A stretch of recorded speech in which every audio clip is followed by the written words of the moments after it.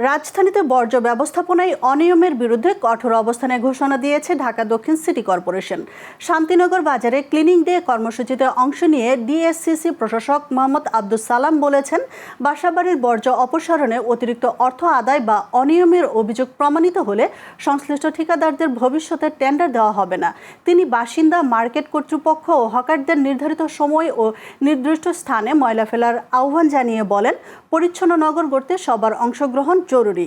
একই সঙ্গে পরিবেশ রক্ষায় বেশি বেশি গাছ লাগানোর উপরও গুরুত্ব আরোপ করেন তিনি। ডেঙ্গু পরিস্থিতি নিয়ে প্রশাসক জানান, বিভিন্ন ওয়ার্ডে পরিচালিত জরিপে 65% বাসাবাড়িতে এডিস মশার লার্ভা পাওয়া গেছে।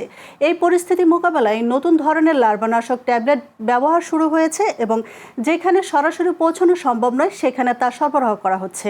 যদি আমরা দেখি যে আমাদের এই সিস্টেমটা ওয়ার্ক করছে না, তারা জবরদস্তি করছে, তারা নিয়মিত নিচ্ছে না, তাহলে আগামী টেন্ডার আমরা এইভাবে এই প্রসেসে আমরা কোনো টেন্ডার করব না এবং আগামীতে এই ধরনের তাদেরকে আমরা টেন্ডার দিব না।